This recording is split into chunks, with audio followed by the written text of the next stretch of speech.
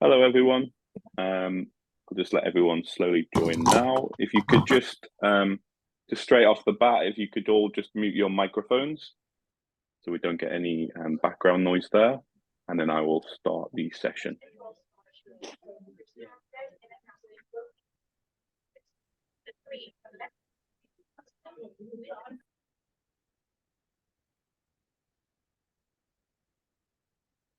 Okay, great. I think I can hear one microphone. If someone's got that on, just switch off. So I am Howard Littler. I am the Fellowship Manager at the John Schofield Trust, and I just want to welcome you all today to this session, which is aimed at applicants for our early career and mentoring scheme. There's a few people in the room, as you can see, with me. I'm just going to introduce them briefly, and then I will tell you about kind of the outcomes of today. So first and foremost, we have David, who is the Chief Executive of the Trust.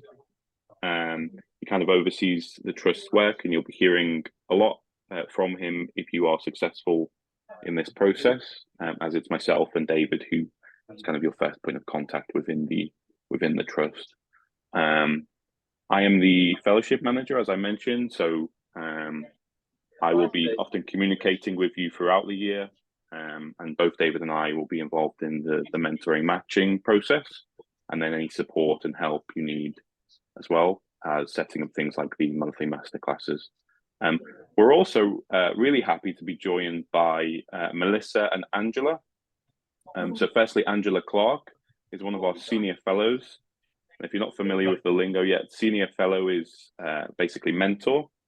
So Angela is one of our mentors. She is also happens to be assistant news editor at BBC Radio 5 Live, and was at various roles within the BBC before that, including One Extra, Newsbeat, etc., etc. Angela last year mentored Melissa, who is our other guest. Melissa Tutsa Jenny Charles is a 2022 fellow. And so fellow means mentee. And she is currently an interviews producer at Sky News, but has previously worked at Global, Times Radio, ITN, and I think started out initially at the BBC as a freelance broadcast assistant, if my research is correct. And the reason Angela and Melissa are here is we wanted you to hear directly from two people who have been through this process, to talk about the benefits of the scheme and perhaps to give you some tips as well as you are applying. Just to say, in terms of the agenda for today, I'm going to pass over to David shortly, who is going to give you a background to the John Schofield Trust, why it exists sort of in the first place, why we're all here on this call. Then we're going to talk a little bit about how the scheme can be helpful to you and what being a fellow means, you know, covering everything from the mentoring to the masterclasses to the networking element. We're going to talk about eligibility, because I know I've had a few questions in on email, and there may be a few questions on this call today. So we're going to try and answer any and all questions you have on your eligibility for the scheme. And then I will do a walkthrough of the application itself. So I'm going to, live kind of fill out the application form. And if you have questions at any point during that, you can, I know via Zoom, you can put your hand up if people know how to do that. If not, you can just put your comment in the text, the chat box to the side. But we'll try and get around to everyone if we can. If there's any questions that we aren't able to answer today, because often things are too specific or personal to your CV or your background and maybe require a longer answer or require us to go away and clarify, we'll resolve that over email, over a phone call afterwards as well. And then finally, there'll be a bit of a kind of informal question and answer bit at the end as well. So plenty of opportunities for you to ask questions. Lots of knowledge about the application form. You'll hopefully by the end of this call be 100% confident filling that out, and then some insight from Angela and Melissa on why you should be interested in this in the first place. But yeah, so now, just before I do some housekeeping. So This session will be recorded and we'll stick that on YouTube afterwards. So don't worry about sort of frantically taking notes and everything else, because you can rewatch it afterwards.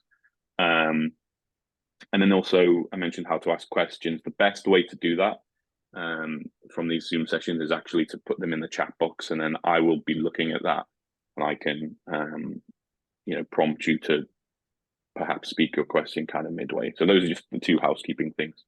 And now I'll pass over to David. Thank you very much indeed, Howard, and welcome to this event, whether you're joining us live or whether you're watching us on catch-up. I'd like to say just a little bit about the John Schofield Trust, where we came from, what our mission is, and what we offer both the news industry and the people who apply to us for mentoring.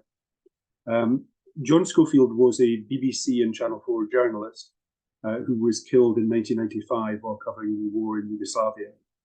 And in his memory, his family and friends created the Trust with a very simple, but I think a very powerful mission. After he died, his widow received lots of letters from his former colleagues and his bosses and his friends saying what a great journalist John Schofield was, how he was going to become a star in whichever newsroom he worked. And she felt very strongly that he had not heard that when he was starting out. And so she created the Trust with the mission of supporting and encouraging journalists at the beginning of their career and giving them the kind of training and encouragement and skills-based information which will allow them to make a success of their career. And that is one of the principles that still informs our work 25 years on. In the 25 years that have passed since the founding of the Trust, the John Schofield Trust has become one of the biggest and most effective social mobility and diversity charities working in journalism. And so our work now is very much focused on the diversification of the news industry. And when you reflect that at the moment we live in a time of great distrust of news and of information, real questions as to whether impartiality can even exist, you'll realize that the diversification of a newsroom, of a news organization, to make sure that it reflects in its makeup the audiences that it serves, has got a very important and very powerful effect on our democracy, on civic engagement, and on the value of the debates that we all have in order to shape the future of our society and our country. And so our work in supporting journalists at the beginning of their careers, I think also pays off in terms of an improvement in the kind of news that we get, and a better and more reflective news agenda, and I think goes some way to tackle some of the very difficult and pressing issues that we all face as a society. So if you apply to the Trust and you're successful in getting in, the first thing to say is that you'll become a fellow of the Trust, and we really would like you to use that title. So as you look around Twitter and look at some of the people who we have mentored in the past, you'll see that they often say John Schofield Trust Fellow. Sometimes they put a date. The other great thing about the fellowship is it never goes out of date, so that if you are taken on in 2024, in 10 years' time or 15, you'll still be a fellow of the Trust. So we ask people to use that to mark their success and to continue to use it. Fellows of the Trust gain access to a specially chosen mentor for 12 months of personal mentoring. Sometimes we're asked how we make the match, and there's a long answer and a short answer, but the short answer is that we spend a lot of time looking at exactly what you, the people who apply to the scheme, tell us in terms of what they want. And so if you apply to us and say, I'm currently living in Manchester, but I want to move to London in the next little while. I'm currently working as a general news reporter, but I want to specialize in data journalism or in foreign affairs, or I'd like to become a science correspondent. We will do our level best to use the network of journalists that we have to find the right person to match you with who will support your ambitions. We ask that mentors and mentees meet every month or so. That can vary a little bit. In the old days, we used to ask that they met face to face, of course. Nowadays, we're all meeting on Zoom, and many mentors and mentees meet this way, or occasionally in person, or come up with some other imaginative solution to ensure that the mentoring relationship continues. And though the formal engagement is only 12 months, as Melissa and Angela proved, often what we do is we create enduring professional friendships. So we create relationships which sustain beyond the formal extent of the mentoring scheme, and we hope that that'll be the case when we come to match you. As well as the mentoring, you will also gain access to various networking opportunities in person throughout the course of the year, and a masterclass once a month, often focused around professional skills, which will draw together journalists from both print and broadcast to share their experience. So it could be, we've had events recently on how to be a foreign correspondent, how to be a science journalist. We've heard from Mariana Spring, BBC's disinformation correspondent. We try and bring some astonishing journalists together to share their experiences and their advice. And you also gain access to the Trust newsletter, which goes out every month. And for those of you who have already subscribed, and if you haven't, I would recommend that you do to stay across everything that we are doing. You'll see that one of the things the newsletter does is it shares professional success stories from our fellowship. So it could be so-and-so has got a front page news story, so-and-so has presented their first doc on radio or on TV, so-and-so has won an award or been shortlisted for an award. So that network, that newsletter, sharing people's good news is very much part of what the Trust does. And so the network that the Trust has is now more than 1,000 journalists across the UK and Ireland, working in almost every organisation that you can think of. Last year, we had applicants working for more than 70 different news organisations, from the BBC, Sky News, Channel 4, ITV, through to newspapers, through to the Sligo Champion in Ireland, big and small, people working every conceivable role in journalism. And each year, as the industry continues to diversify and to grow, we get applications in from people doing new roles and wanting support as they tackle new challenges. And that is absolutely fine. It's what we do, and we look forward to the challenge of making the right matches this time around. So I hope that's given you an idea of what the Trust does, why we do it, and the efforts that go into making the right selection of our cohort year by year, with the ambition of broadening a pipeline of talent to go into newsrooms across the UK and Ireland to work alongside media organisations as they attempt to diversify and to further diversify their workforce. So I'd like to turn to Angela and to Melissa, if I may, to just ask them some questions, to just talk a little bit about the mentoring relationship, how it develops, what they have got out of working with the Trust, and any other kind of points they want to raise. So Melissa, I'm going to ask you first. Just tell me a little bit about when you came to apply, when you were in the position that folk on this call were, of finding out about the Trust. How did you hear about us? What made you decide to apply, and how did that process go? So I first heard about the Trust quite unusually in person at a friend's wedding. So someone was just asking me a question about what, that sort of horrible question that people ask, what do you do?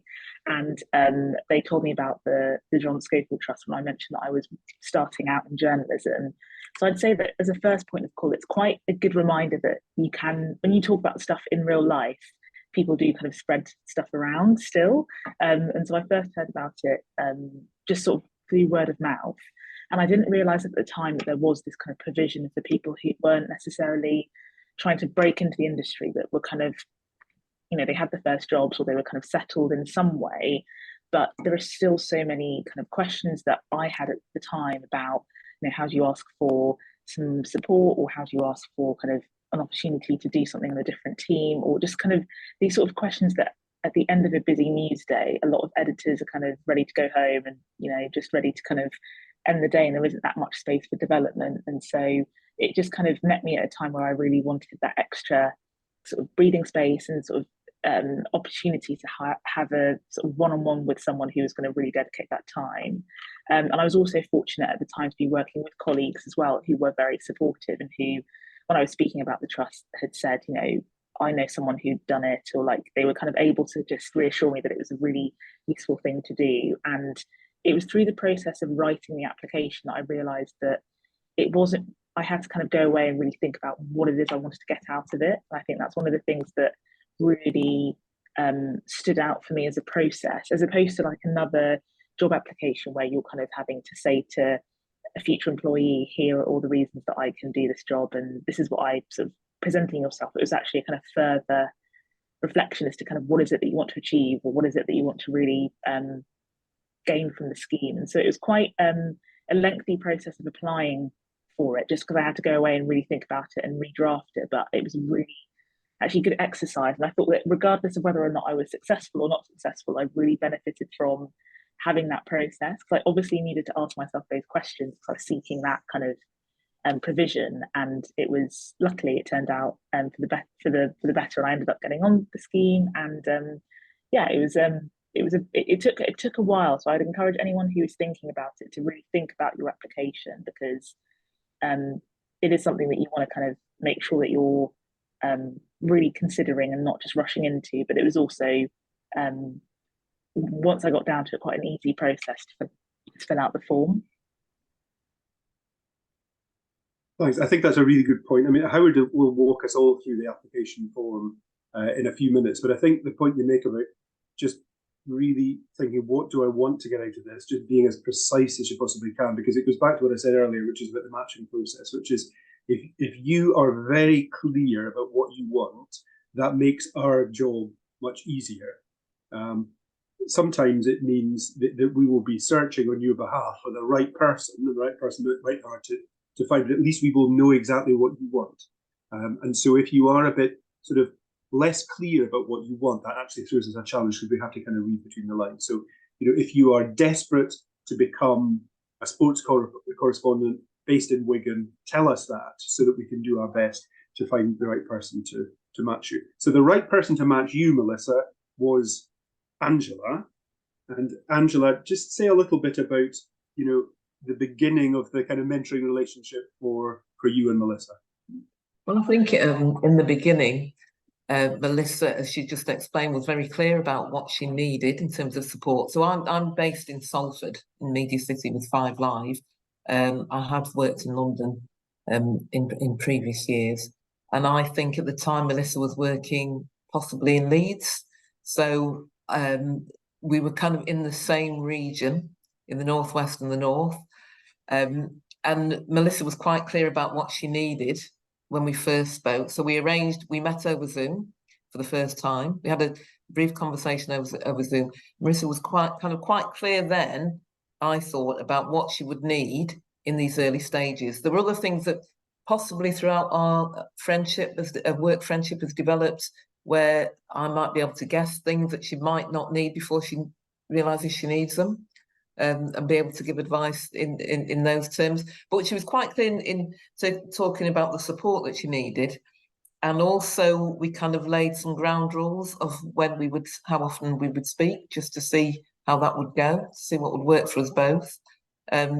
We built in it a provision that if there was any need for Melissa to speak with me at a different time, that would be fine. And she would message and we'd work it out in that way. So I think it was quite an easy relationship to start with, and it continued to be that way. It just developed. It's quite a natural.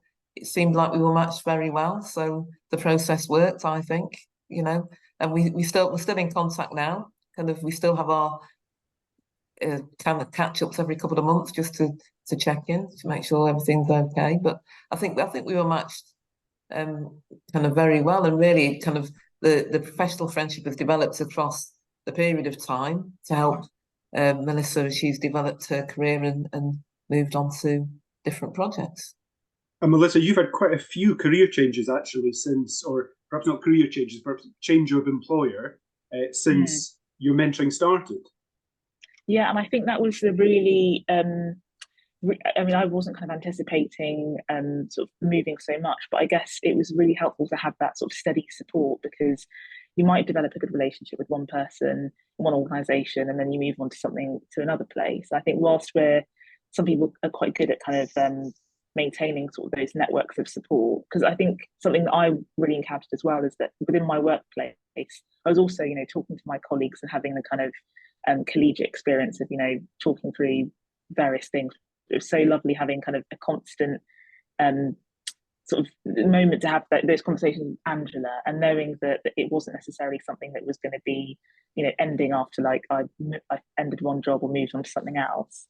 And then, as Angela mentioned, we're still in touch now, and it's been sort of after our official 12-month period of working closely together. And I'd say that on that point, actually, it's quite a handy thing to remember with the scheme, that it doesn't just give you that sort of 12-month fixed time frame. And as you were saying, David, it's a kind of, if you want to make it a very kind of a career long journey, if you want that sort of those sort of professional friendships, those professional networks. And I think it really taught me how to get into the habit of really networking well with people, and kind of seeking out further conversations with people that I probably wouldn't have done if I wasn't so used to this kind of process of talking to people about their careers, or talking about my own kind of career development as well. So it's a really good habit to be in, I guess, talking about, what is it you want to achieve, and asking yourself those questions. Yeah, I mean, we have mentors this year, senior fellows, who started off as fellows a few years ago. And I think that really makes sense, because, in an industry which is changing so quickly, often the people who are the best mentors are the ones who are 2 or 3 steps ahead of you, rather than the ones who are somewhere at the top of the mountain that they climbed, 20 years ago. And so it's really part of the trust being a kind of dynamic system, that people will come in, be mentored by us, move on in their careers, and then send me or Howard an email saying, I'd really like to mentor this year. And it's brilliant when that happens. We should say as well that, Angela, you work at the BBC, Melissa was working with another organisation, and that really is one of the principles that the Trust applies, that you will be mentored by someone who works for a different organisation.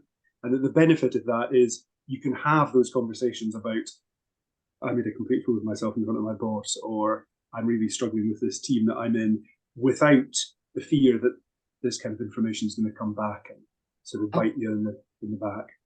Absolutely, and I think that's one of the benefits of it, really, because I can't actually think of another scheme where you would have this opportunity to be mentored by a professional from another organisation. It's confidential, it's all built on trust and support. There's plenty of mentoring schemes that are very good within the BBC and each other organisation, but there's a common kind of goal amongst all the organisations to help develop new and developing journalists. So it is quite amazing, and it's a kind of two-way street, because very often with this we talk about what the fellow might get from it, which is advice and support and all of that. But as a senior fellow, what I found really interesting and really kind of fills me with enthusiasm is that, Melissa was just talking then about she's had a number of jobs, but it's the way in which she's gone for those jobs and got them, is kind of quite encouraging to see. Journalism sometimes doesn't have the best press, does it?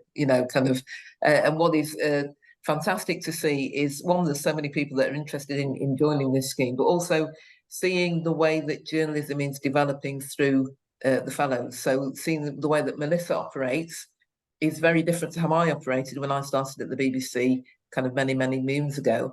And it's great to see how she's been able to look at the kind of journalism that she wants to do and be able to go for it and get it. And it's a really kind of good testament to her that she's been able to kind of be unafraid in going for the jobs, and with the support of the Trust and her other work colleagues and whatever.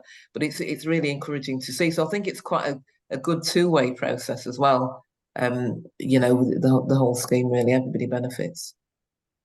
Thank you. I'm going to hand to Howard in a minute to talk a little bit more about the eligibility for the scheme and talk us through the application round. But before I do that, Melissa and Angela, do you have So one bit of advice for people in the situation of just thinking about their applications, working on their applications now. Melissa. Yes, I would really stress the really think about your application and be very specific about what you want to achieve, because not least, everyone is applying, wants to get onto the scheme. That's really encouraging, but I think you're going to get the most out of it if you are paired with the right person, and no one knows you better than yourself. And don't be afraid to kind of really state your needs. And I mentioned earlier about that as well, but I'd like to sort of reassure people that you don't have to know. If you don't know whether or not you want to be a political journalist, or you're in a job now that doesn't represent what you want to do in the future, I think you can be specific in other ways. So you can mention certain skills you want to develop, or if you want to move out, if you're living in London, you want to move out of London. I think there are really kind of clear things that you can identify that will make you individual without it being something that kind of you have to sort of sign your life away on forever. Because specifics are much better than generals, because I think a lot of people want to succeed, but what does it mean for you to succeed? I think that everyone has a very individual answer to that, and I think if you think about it for long enough, you'll really find out what that is. My advice would be take the time to do your application, because it's there for a reason. It's your opportunity to sell yourself and everything about yourself, and why you should be given an opportunity and a chance to get on this scheme. So give yourself time, know when the deadline is, and don't be trying to do it 5 minutes before. Thank you both. That's excellent advice. My advice would be the same, I think, as yours, Angela. Make sure you give yourself time to get it in, and we also look for a reference, and make sure that reference is also with us by the end of the month, by the 30th of September. It's a very simple thing, but just make sure we have all the, not even bits of paper, all the digital information we need, all the entry forms we need to make the right decision, so we're not thinking, this looks like a great application, but it's not complete, because that's just a waste of everybody's time. Angela and Melissa, thank you both very much. Thank you. Really lovely to see you, and thanks so much for talking about your And good luck to everybody. Yeah, good luck. Thank you both. Yeah. Brilliant. Howard, I'm going to hand back to you. Bye, Melissa. Bye, Angela. Bye. Okay, so it's over to me now to talk firstly about eligibility, and then I will walk through the application. As I mentioned earlier, if you have questions, please do stick them in the comment box as and when they come into your head, and we'll answer them throughout. And no question is sort of too stupid on this. It's not the most straightforward application form. We've tried to clean it up as much as possible and make it as sort of short as possible. So every question that is in there now is justified, whether it be for the reason of making sure we understand your goals exactly, to sort of making sure that when we are picking a mentor for you, we know exactly what you expect and what you want, and we're able to fulfill that as much as, or as close as possible to the person that exists within our network. So in terms of the eligibility, there's the obvious point, which you'll have read already, but this is aimed at early career journalists. That's why we say you must have kind of 2 to 5 years of career experience behind you, at least 2 years, or you are an apprentice who has been in a journalism apprentice role for at least 6 months. So those are the two kind of categories which would make you eligible for this scheme. As much as we would want to kind of give people an opportunity who are completely brand new entrants to the scheme, that's not what this program is about specifically. And there are obviously charities within the sector that offer schemes for people brand new to journalism. That's not this scheme that we're talking about today. So those are the two main bits of criteria. I've had quite a fair few questions on, does freelance experience count? And it does count. I think you would need to prove that is spread out over a period of 2 years, and it's continuous. It's not kind of a one-off thing. And the idea there, we test your experience with journalism so far and your commitment to journalism as a career option in the future. Ultimately, the judging panel, it won't be myself and David, but it'll be the selection panel, which is a group of journalists who after the 30th of September, once all the applications are in, they will consider all of the applications in one round. And there might be some that they question the eligibility on if your application doesn't make clear where those two years of experience or 6 months if you're an apprentice have come from. So try and be as clear about that as possible in your application form.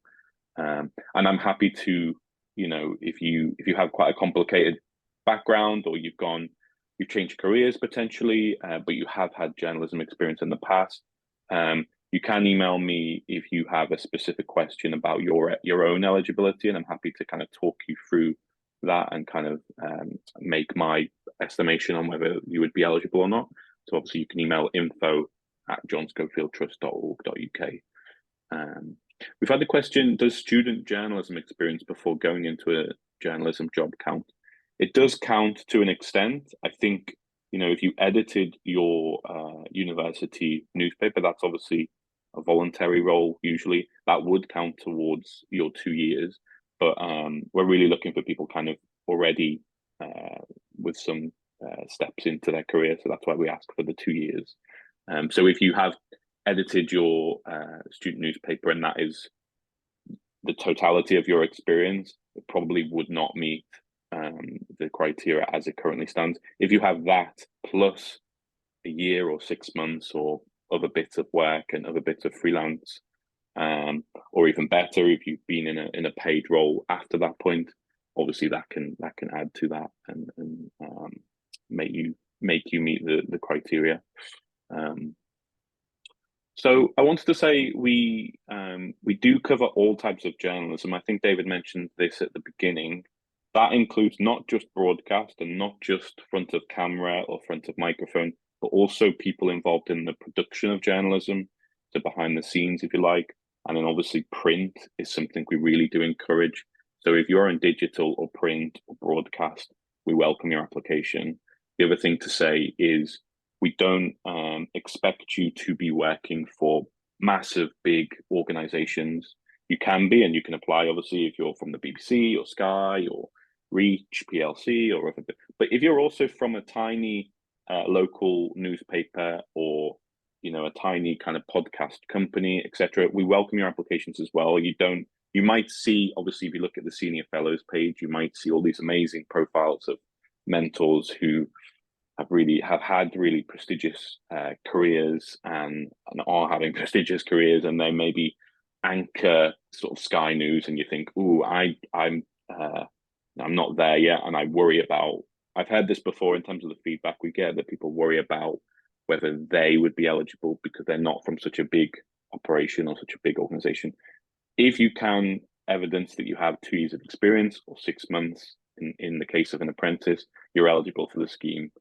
Broadcast, print, digital, multimedia, front of camera, behind the scenes. That is all welcome. We'd encourage that as much as possible. I hope I made that really as clear as I can. Also sport.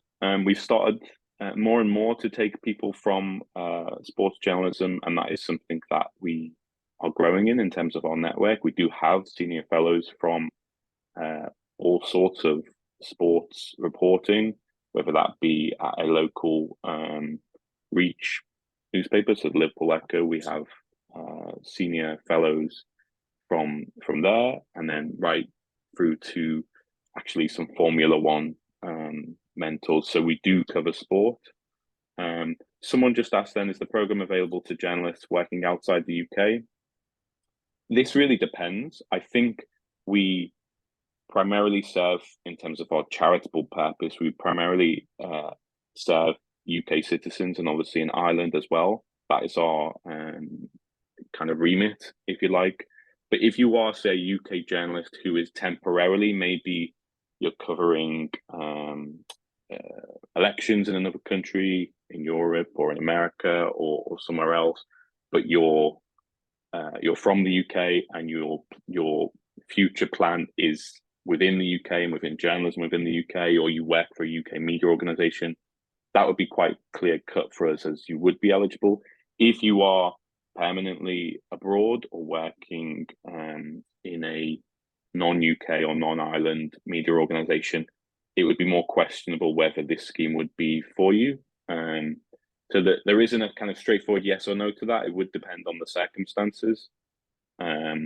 If you, I think it was Shine Steel who asked that, if you have a specific sort of background or case that you're worried about your eligibility, do contact us and we can try and clarify that for you personally.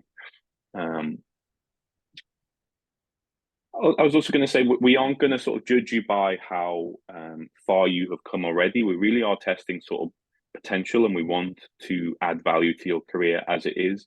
So, you know, don't worry if you don't already have 6 kind of newcomer awards or 10 things out already. We really are sort of looking for early career journalists with potential who maybe, you know, don't have the connections yet, or maybe want some support in taking their next career steps. And need some insight from, you know, journalists who have a bit more experience behind them. So that's what we're looking for. How do you define potential? We may come to that. That's a longer question to answer. Someone else, does internship work in journalism count? As my experience has 10-month internship prior to my master's in journalism, 2 years of student journalism experience. I think that sounds like it would count as 2 years, Ritesh. I would want to probably look more closely at your CV over the last couple of roles. But if that cumulatively comes up to 2 to 5 years experience, that would count. I don't know if you had any thoughts on that potential question, David. I think it's really how much having a mentor can add to your career trajectory, whether that's through advice or their own network or contacts book. I suppose there's lots of ways of defining that, isn't there? Yes, Howard. Sorry, I think I missed that question. Was that in chat as well? Yeah, someone said, how would you define potential? Maybe it's a philosophical question for another time. Well, this is something I mean, we've got some great journalists who make those calls for us in terms of going through the application, and I think what they're looking for are people who have the it's hard to avoid the word, isn't it? The potential to have a kind of really impactful kind of journalism career. So they're looking. There'll be an opportunity within the application form to evidence what you have done, what you have worked on, the kind of stories that you're proudest of. So we'll get a sense from that application of what you have already done, and there's a chance for you to kind of sell yourself in the document. So a lot of the matching, a lot of the selection process is spent looking at those application forms and really thinking, does this person have what we are looking for? So you know, I'm confident that you know, you'll be able to do that. The other thing I would say is this question about eligibility does come up a lot. Am I eligible? Do I have enough experience? You know, and we have found in the past that sometimes people apply to us, don't get in, apply again, you know, and that's a year for them. Sometimes people apply more than twice to get in. So, you know, your career will grow, your experience will grow. And I think sometimes the challenge of applying too early is that you are competing against people who have got 2 or 3 years of a staff job under their belt with a lot of experience. So, you know, there is nothing wrong with putting in an application, and if you don't get in, thinking, well, in a year's time, I'm going to have another year's of experience. I can put it in again. So, but the questions that perplex you about, or you know, do I have enough experience? That's exactly the thing that we spend a lot of our time thinking through, sitting down, does this person spent this amount of time doing that and that amount of time doing that? So we're all on the same page. We're trying to make the right kind of call as to whether you've got the kind of right level of experience to make the most of the scheme. Lucy, you've just asked a question about the reference. I will come around to that because I'm going to go through the reference form. And your second question, will there be a chance to meet other fellows on the scheme? Absolutely. One of the major kind of goals of the year, as well as the mentoring, will be a chance for you to meet other people from within the sector. Obviously, the cohort, there'll be opportunities for all of the fellows from 2024 to meet, to talk. We'll set you all up on a WhatsApp group, and there'll be various networking opportunities for you to take advantage of. Just finally on eligibility before I move on to the application form, something I want to point out, because this has been a question I've had in through the emails. To apply, it's not necessary that you have an NCTJ already or a journalism degree. That isn't a essential criteria, if you like. Obviously, if you do have either one of those, great, and put that in on your application form. But if you don't, you can still apply, and we're not going to kind of judge you harshly for not having a journalism degree. The other thing to say finally is we do not cover kind of PR or communications. It's the focus here is on journalism, and you must show, I think, in your application a commitment to a future career in journalism rather than any other kind of sector. Laura just asked, do you ever find that someone is turned down for having too much experience? If it's within the criteria, so if it's within 2 to 5 years, that is never a problem, having too much experience. I think obviously if you've worked more than 5 years already, then you would be outside the criteria. But you know, having tried out lots of different roles or moved around a little bit within journalism, that's not something that would cause you to be turned down. Yeah, right. I'm going to now share my screen and show you the application form. I will lose sight of the chat here. So David, if any come up, if you want to just help, just sort of verbalize those, because I won't be able to see the screen. But I'm going to now just share the actual application form itself.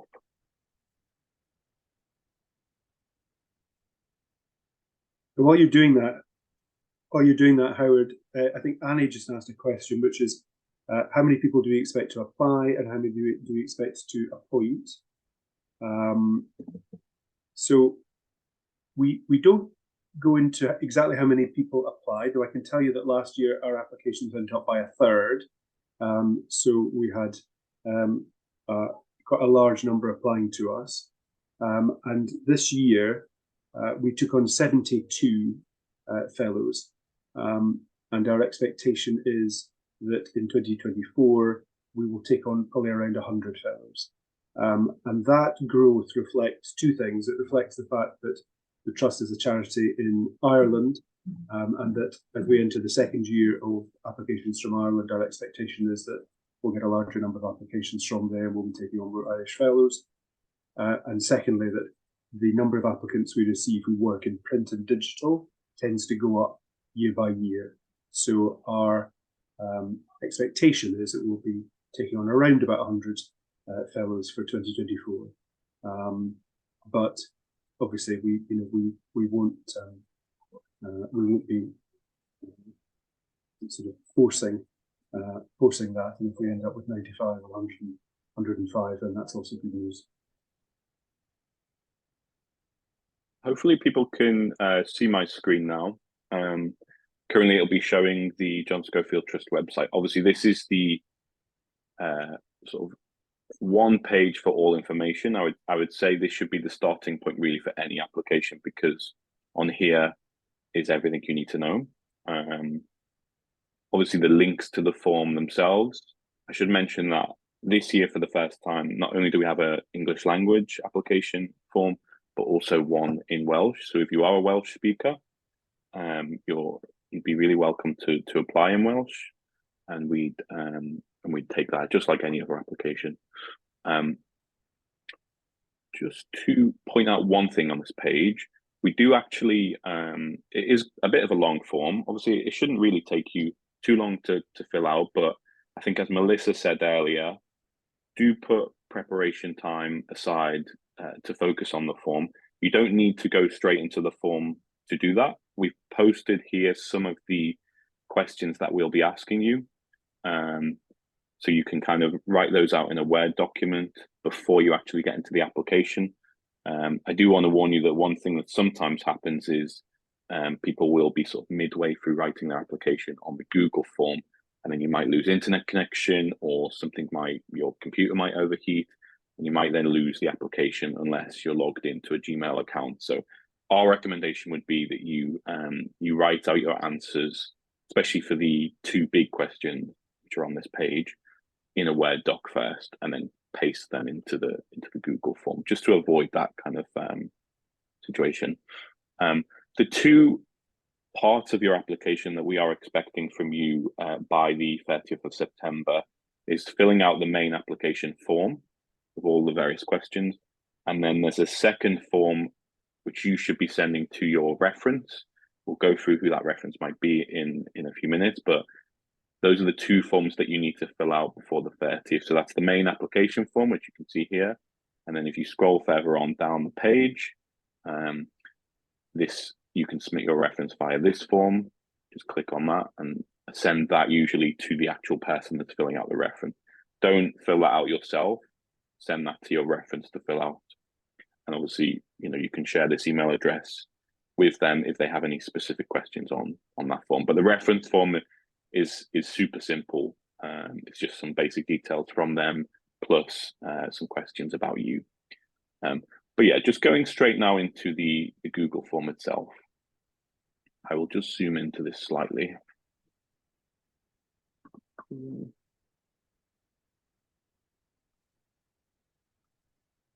Hopefully that comes across clear. So yeah, I'm just going to walk through the form itself, just to say as a rough guide to each section. Section 1's about eligibility. Section 2 is more personal details. Section 3 will ask you questions about previous education and previous employment. And then section 4 is the most important section. It's your kind of pitch to us, what you think you'll get out of the scheme, and then what you're looking for in terms of a mentor. Actually, that goes into section 5 as well. Section 6 is then more information about your background in terms of diversity, and that follows through into section 7 as well. And then at the end, we just ask you some basic questions about privacy and sharing information. And there's an exciting thing that if you haven't seen our Twitter profile recently that we can tell you about towards the end. I'll save that for the end, about people who do become fellows. They'll also enjoy a perk in terms of access to a website, but I'll talk you through that later on. Okay, so simple questions here. I won't focus too much on these unless someone has a question, but this is just for us to get an indication of who you are. So obviously the three categories are either working as a journalist in the UK, Ireland, whether that's employed or freelance, or this other part of the criteria which I mentioned earlier, which is if you are an apprentice or on a non-graduate training scheme. So I'm going to tick that for the purposes of this, and just identify here which category you fall into, whether you're an apprentice or a early career journalist with 2 to 5 years in. If you are 2 to 5 years in, that would be obviously the answer for that. I'm going to race through some of these because they're fairly obvious ones. You'll get to see how old I am here. Current home address, I probably won't give that away, to be honest.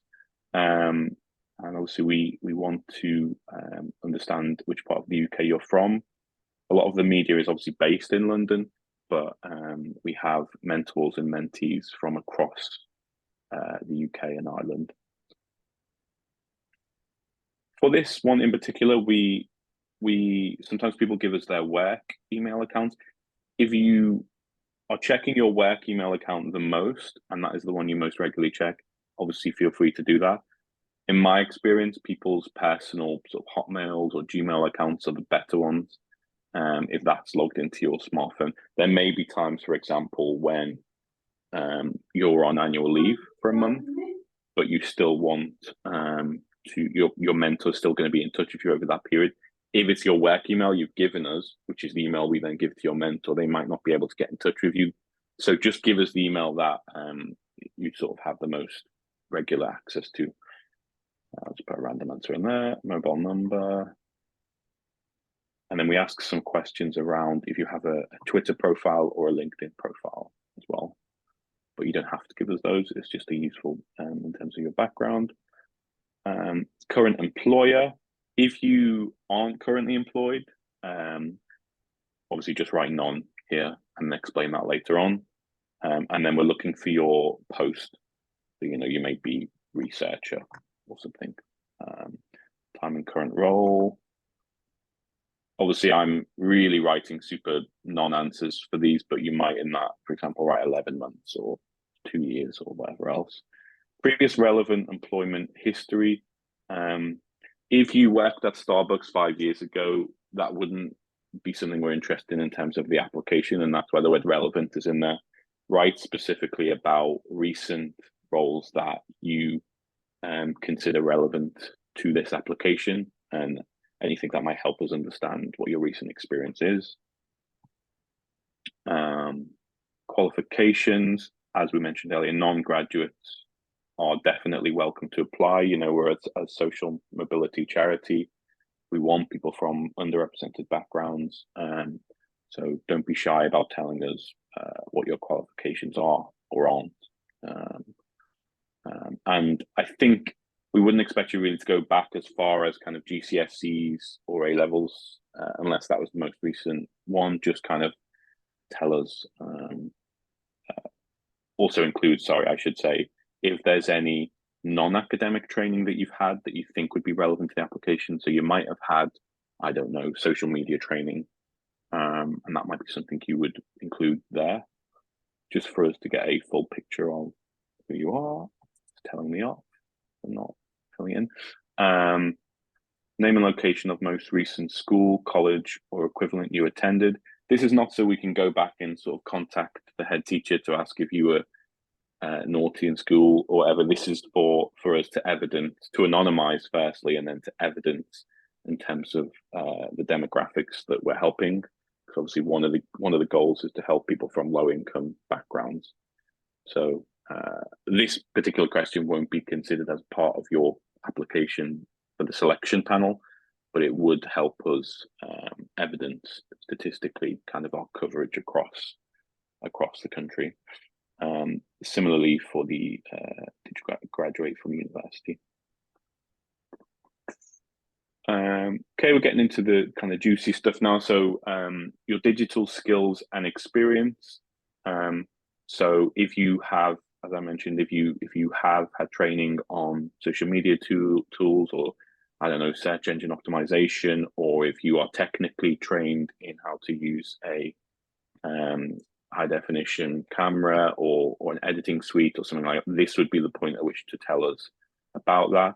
That helps us build a picture up of you. And also if you put later on, for example, that social media is something you're not familiar with, that might be something that you discuss with your mentor, and that will help us form an opinion about who a good mentor for you would be. And then interests outside of journalism as well. You don't have to give us super long answers to that, but I think that's sort of self-explanatory. I don't know if we have any questions up to this point, David, on the. Not seeing any, Howard. Okay, doke. Okay, next section, is around your pitch. So 2 big questions, and these are the questions really that you should be spending the most amount of time reflecting about and thinking about and planning, and that's why I suggested putting it into a Word document. So the first one is explain why you would like a place on the John Schofield Trust mentoring scheme, and the second one is asking you to tell us about a story or an assignment or a piece of work that you're particularly proud of in the realm of journalism. And we want you, with that second question, to tell us what your specific role was. This is a chance for you to talk about you as an individual. Obviously, most people will work in a team. We're not necessarily too interested in the wider team. We want to know what your kind of role was and kind of how you rose to that challenge. We're not afraid of, and we're sort of friendly to people talking, and we often will talk throughout the year about things you failed on or things you weren't able to overcome. And so, do touch on those types of things and some of the challenges you've had in your application as well. Don't feel like this is a job application. It's a very different type of application. And we are sort of, the selection panel is super sort of empathetic and kind in considering the content of your application. I should say there's a 250 word limit on each of these questions. But if you are not interested in a written answer, we do welcome applications in video or audio form. And we've had some very interesting submissions in the past. So if you are kind of bored of writing out answers, just get in front of your iPhone or your microphone and tell us about yourself and answer those questions with a max of kind of 3 minutes, we say. I will say, just technically, if you do it that way, please include the link to where we can download it. It might be WeTransfer or Dropbox, but just be or Google Files, but just be super careful in how you set that link up, because we need to be able to access that, a month, 2 months after you've submitted the application. So it needs to remain open for a long period of time, and it shouldn't require us to kind of log in to access that link. I think WeTransfer is the one we usually recommend, and so we'd prefer if you just sort of stuck with that. It's relatively easy to use. If you have although difficulty, I think we did have the experience last year where, because WeTransfer expires after 7 days, that right, if people applied mid-month, by the time the end of the month came, the link had expired. So I think what we found most useful, and you correct me if I'm wrong, is I think we found setting up a private YouTube channel was the most effective. Not a public-facing one, just a link that you could send us, because it didn't expire. Because there's nothing worse than that makes sense. Us having to come back to you and say, would you mind resubmitting that? And so I think if you're going to do that, set up a private YouTube channel. Don't make it public-facing. Just send us the link so that we know it's up there and it's not going to expire. We've also had a question in. Yeah, we've also had a question in from Caitlin, and I think this was responding to the box about tell us a story or assignment that you were particularly proud of. Caitlin asked, can you mention more than one story, or is it better to focus on one? I think my advice would be to just focus on one and to give us a full answer on that. I think, would you agree with that, Howard? Yeah, I think so. I think, just remember that we're reading through potentially hundreds of applications. So try and focus in and talk about that one example and what your strengths were in that, what the outcomes of that project were, what excited you about it. There's lots to talk about with just the one example. So both of these questions, write them on a Word document, save that, and then you might want to come back to it a couple of days later. Your first time probably shouldn't be writing it on the form unless you're sort of already have in your head what you're going to write. And you can submit that in video or audio format via a kind of private YouTube link. So hopefully that is all clear. Moving on to the next page. So we've got a long list here of different areas of journalism, and we want you to tick up to 3 options of the areas that most interest you. You won't be kind of held to these forever now from the moment you tick them. This is just to give us an early indication of your areas of interest. Often what will happen actually in the 12 months is these might change, and if we asked our 2023 fellows to fill out this part of the form, it might be different from what they filled originally. But it's just to give us a sense of what category of journalism you're involved in or interested in, and then also obviously informs what sort of mentor you're looking for. It doesn't also have to be the area of journalism that you're in right now. You might be in podcast production, but actually in a year's time or 2 years' time, you might want to be in print, in long form print. So, just bear that in mind when you're filling that out. And you've got 3 options. So there might be ones that we haven't covered. We tried to make this list as extensive as possible, but inevitably there'll be things that we've missed out. So if you want to be more specific, there's an other box here that you can fill out. Okay, this question I will read out actually because there's a bit of explanation that goes to this. But so as well as professional experience, our mentors have a range of life experiences outside of the workplace. So please tell us if there are any specific concerns you would welcome your mentor supporting you with.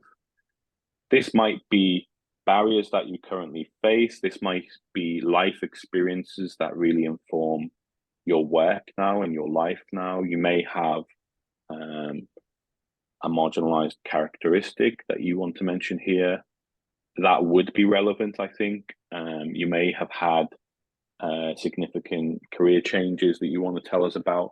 This, just to give you an example of how this might then translate into who your mentor is, you might have worked as a social worker for 20 years, and now you're, I don't know, 40, 50 years old, and you've dipped your toe into journalism, and now it's a big career change. This would be the point at which to tell us about that, because I think what we would try and do, if it was something you wanted, was match you with a mentor who'd had a similar life experience, because obviously that is relevant in terms of the advice and the insight that they can offer you, because you might be struggling with that career change and with an income difference or some other element, and you would benefit therefore from someone who is more experienced in the sector, who can tell you how they overcame some of those challenges or how they interact with the dynamic that we're talking about on a daily basis. So that's kind of the importance of that question. As I say, we can't kind of guarantee that we'll find someone with the exact experience that you've had, but we'll do our best. It also might not be something that you want, and also state that. So, you know, if you have a access need or a disability, but you don't want to be matched with someone from that, that's something you can tell us, and we'll maybe have a conversation with you about that, because we want the best possible mentor for you. Equally, you know, there was someone who had a issue with their sight, so that's a clear disability they had to deal with within journalism, and we found a mentor who had a similar disability, who actually could talk them through what their experience was, and some tips and guidance and things to help them get along in terms of their career. So nothing is irrelevant, I think, in terms of your life experience, and it helps us really form a profile of you, so we can then match you with a good mentor. This other question is just about where your mentor is based. If you would prefer that they are nearby, there's an option for that. If you don't mind where they are, because obviously, as we're talking now, it doesn't matter where you are in the country, you can talk and communicate with people on a daily basis regardless. You know, just click that you are flexible where your mentor is based, and that won't put restrictions then on where we pull that mentor from.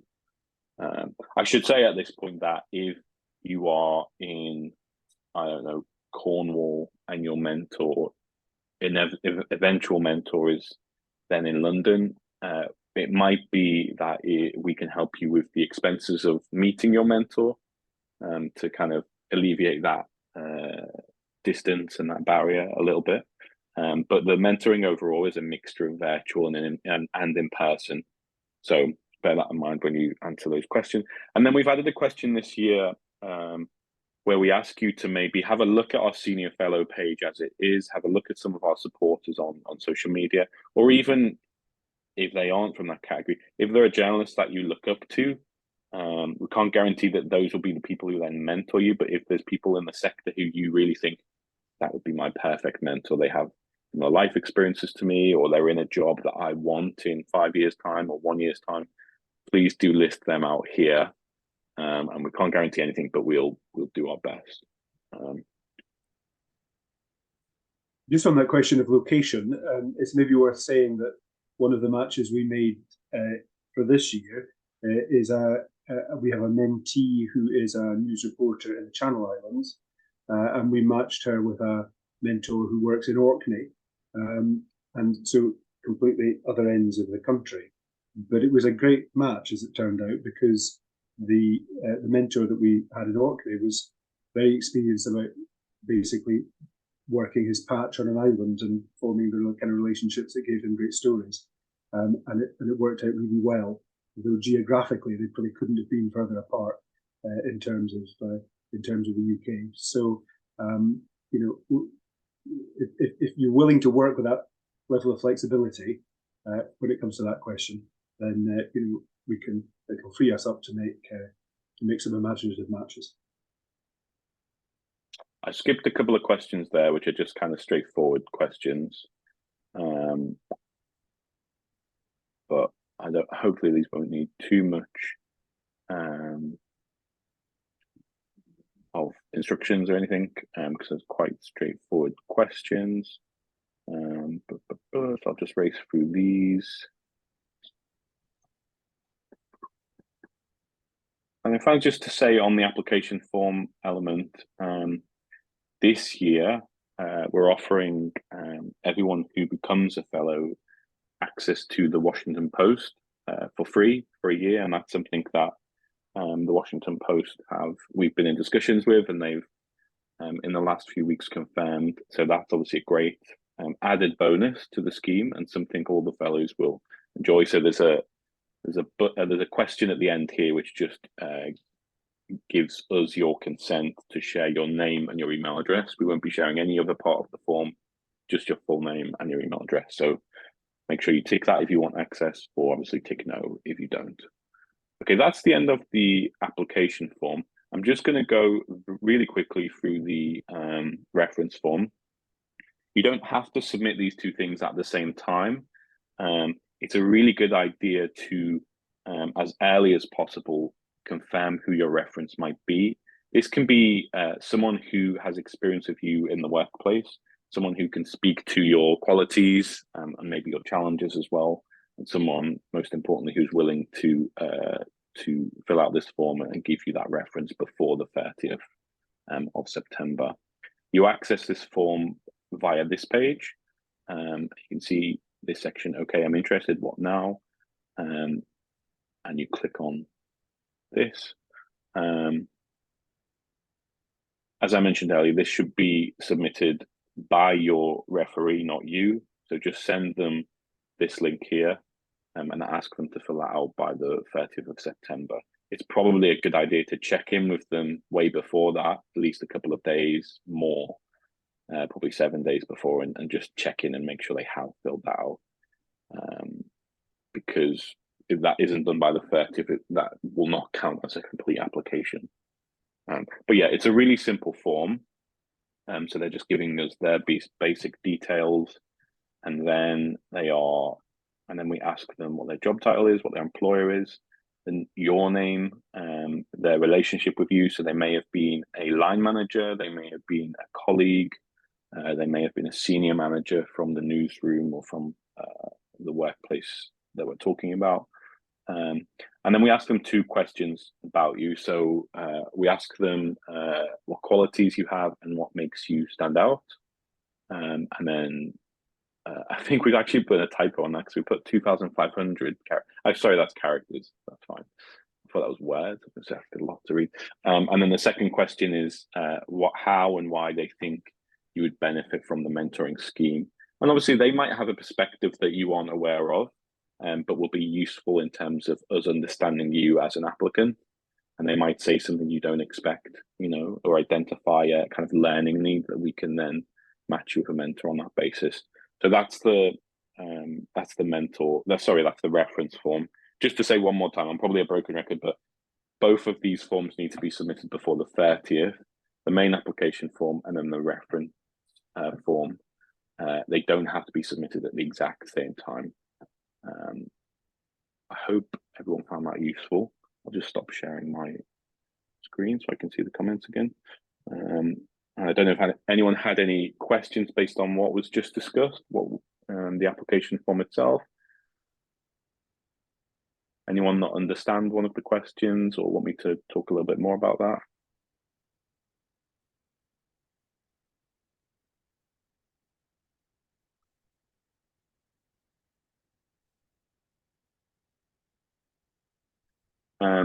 If no one has any questions about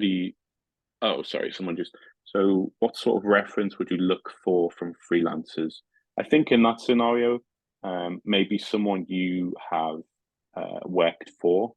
So is there a magazine that you published in, or someone you've had some form of working relationship with? I think perhaps someone who's commissioned you, someone who you submitted content to. And then we have another question from Jacob. Is it an advantage to do the video or audio option compared to 250 words? I'm just thinking about how much info I can convey. It's not necessarily. I think that's your call, isn't it? I think. Yeah, exactly. Well, how, are you able to articulate? That's an ironic. Are you able to articulate yourself better via the written word, or actually a piece to camera, or you'll be the judge of that. Yeah. And obviously you have a limit. I think it's 3 minutes. I can't remember from the form now, but I think it's a 3-minute limit as well. So you can't send us a sort of 20-minute YouTube video. Please don't. So if anyone has any other questions, also, you don't have to ask about the application form. You can ask about eligibility. You can ask about the scheme.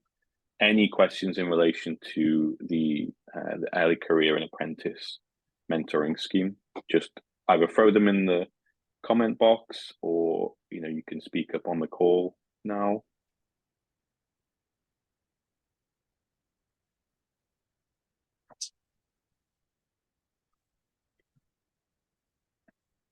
I think the other thing to say is, if you're anything like me and you come out of these calls and you think, oh, I never asked that question, please do follow up. You can email Howard and myself at info@johnscofieldtrust.org.uk if there's any questions about anything that's featured in tonight's discussion that you'd like further information on. The other thing I will say is do have a look over our social media on our website. There's a lot of sort of testimony currently from people who have been through the scheme, and there's a real sort of rich diversity of people who have been mentored or been mentors. I think David mentioned, we have over 1,000 within the network now, people who have either mentored or been mentored, who really, on socials, obviously, because it's being highlighted this month when the application round's happening, people talking really powerfully about their own experience and how and why they benefited from being part of the scheme. It really is a sort of amazing opportunity, obviously totally free. 12 months of mentoring, a meeting once per month, plus the access to the masterclasses. You can see some of those on our YouTube channel, and also all the networking opportunities as well. So I think I can't remember who this was now. It's probably one of those quotes that sort of becomes anonymous, but I remember someone saying it sort of put rocket boosters under their career.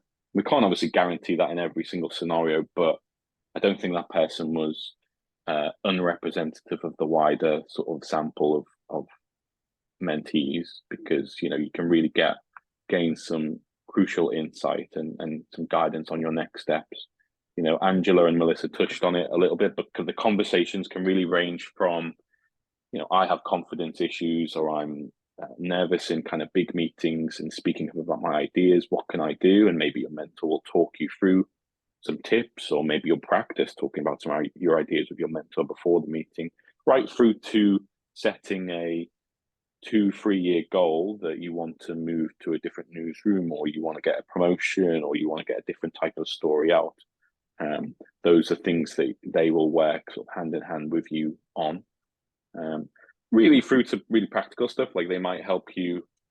They might look through your portfolio or your CV, or if you're writing a job application, they might help you with that. It's really sort of, it can't be stated how amazing having someone who's looking out for you, not just in the 12 months, but beyond that, as we've seen in the Angela and Melissa case.